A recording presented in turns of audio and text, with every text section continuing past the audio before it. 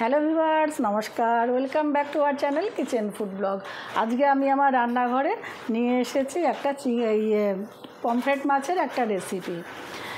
এই মাছটা আমরা সবাই জানি খুব পরিচিত মাছ এটা, কিন্তু এটা একটা আমি খুব সামান্য ঘরোয়া কিছু সামান্য ইনগ্রেডিয়েন্টস দিয়ে আমি এত সুন্দর যে পমফ্রেট মাছ রান্না করা যায় আপনারা অনেকেই জানেন না, হয়তো জানেন না। আমার জানেন না বলাটা ভুল হবে, হয়তো আপনারা জানেন না।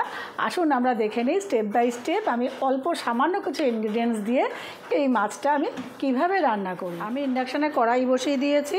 এই রান্নাটা আমি করব পুরোটা সর্ষের তেলে।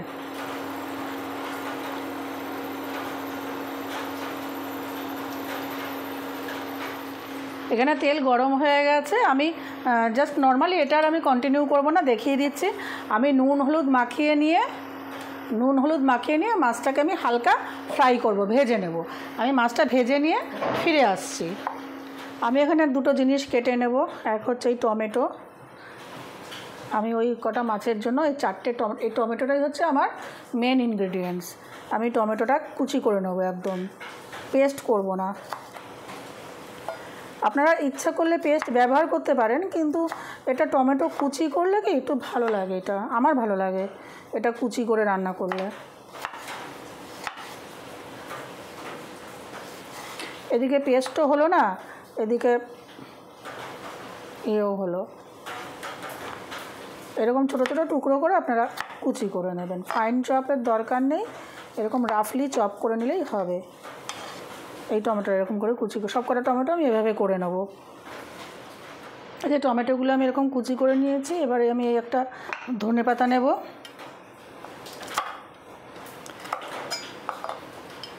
এটাকে আমি কুচি করে নেব, এরকম রাফলি চপ করে নেব, ফাইন চপের দরকার নেই। এখানে আমি কয়েকটা কাঁচা লঙ্কা নিয়েছি। আপনারা যদি কম ঝাল পছন্দ করেন, কাঁচা লঙ্কাগুলো এরকম মাঝখান দিয়ে একটু ফেড়ে নেবেন খালি, আর না হলে এরকম কাঁচা লঙ্কা কুচি করে নেবেন। এটাও আমি রাফলি চপ করব, এটাও আমি ফাইন চপের দরকার নেই।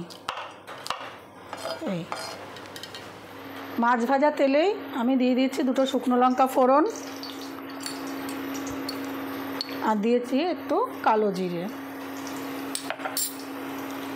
ব্যাস, এই হচ্ছে আমাদের শুকনো মশলার ব্যবহার। আর কোনো শুকনো মশলা কোনো মশলাই এখানে ব্যবহার হবে না। এবারে আমি দিয়ে দেব যে টমেটো আমি কুচি করে রেখেছি, সেই টমেটোটা।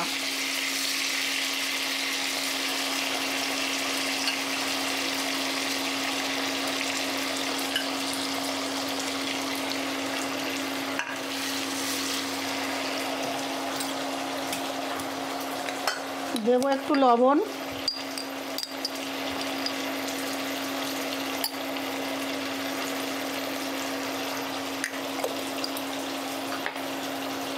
দেবো একটু হলুদ,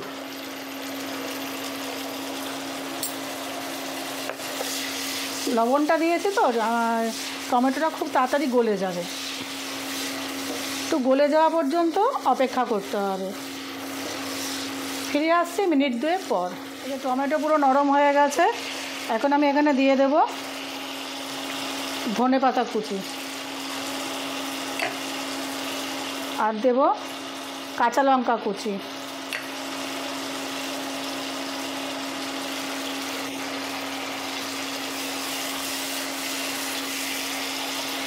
দেব একটু চিনি। এখানে একটা চিনি আমি গুঁড়ো করে রেখেছিলাম, দিয়ে দিচ্ছি চিনি।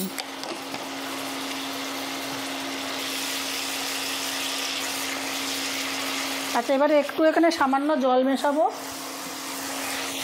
এই মাছটা একটু গামাখাই হয়, কিন্তু মাছটা সেদ্ধ করার জন্য একটু জল লাগবে, একটু দিলাম জল।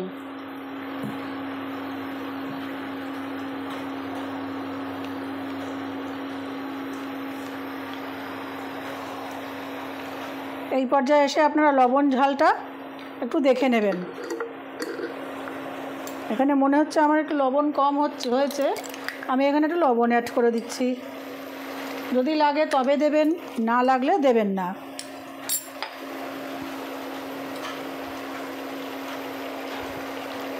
এবারে আমি ভাজা মাছগুলো এর মধ্যে দিয়ে দেবো। আমার রেসিপিগুলো ভালো লেগে থাকলে আমার চ্যানেলটাকে অবশ্যই সাবস্ক্রাইব করবেন, লাইক, শেয়ার ও কমেন্ট করবেন।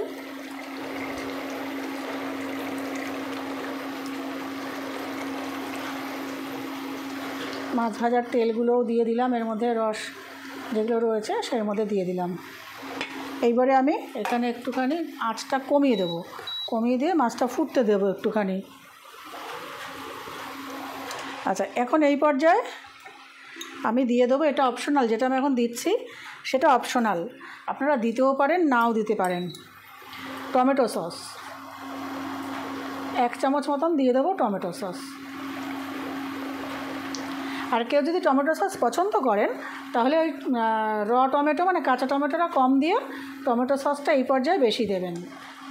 কেউ যদি একটু স্পাইসি টক টক খেতে পছন্দ করেন তাহলে এই কাণ্ডটা করবেন, কাঁচা টমেটো কম দেবেন আর টমেটো সসটা বেশি দেবেন।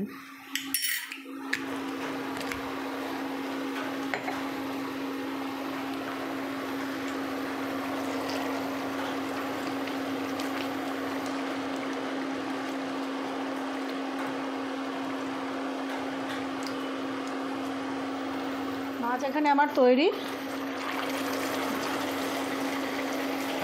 নামানোর আগে একটু আঁচটা কমিয়ে দেই, নামানোর আগে আমি দিয়ে দেবো একটু চিলি ফ্লেক্স। এটা কিন্তু দিতে হবে, তাহলে একটু দেখতে ভালো, কেন এখানে তো কোনো আর মশলা ব্যবহার হয়নি, একদম অল্প মশলায় সুস্বাদু একটা পমফ্রেট মাছ আপনাদের রান্না করে দেখালাম। ব্যাস, আপনারা ঝোল খেলে এরকম ঝোল রাখবেন, আর যদি একটু গ্রেভি খান আর একটু ঝোলটা টানিয়ে নেবেন তাহলেই হবে। আমার বাড়িতে যেহেতু একটু ঝোল লাগে বেশি, সেই জন্য আমি এরকম একটু ঝোল রাখলাম। আর এটার গ্রেভি একদম শুকনো শুকনো গা মাখাও খাওয়া যায়।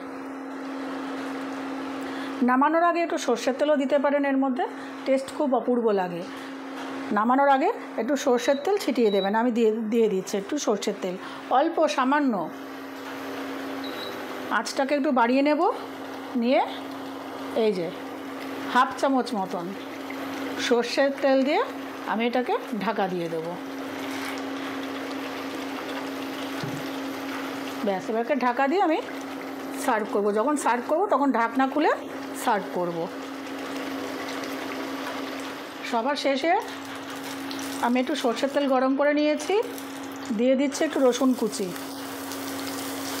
আপনারা আপনাদের মাছের পরিমাণ অনুযায়ী রসুন কুচিটা দেবেন, তবে এটাতে একটু রসুন কুচি বেশি লাগে।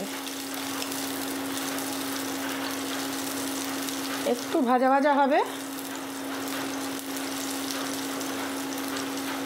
এটা ফোড়নের পাত্রের মধ্যে করেও আপনার মাছে এটা ঢেলে দিতে পারেন। ফোড়নের পাত্রগুলো যা হয় না, যদি গ্যাসে রান্না করেন ফোড়নের পাত্রের মধ্যে করে মাছের উপর ঢেলে দিতে পারেন।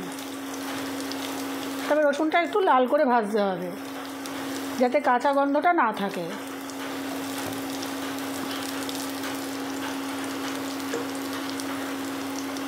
ব্যাস, এবার আমি কি করব,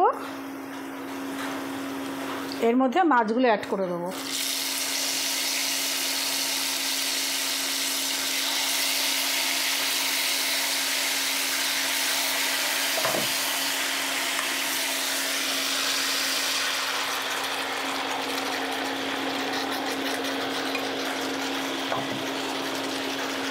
তৈরি আমার টমেটো মাছ।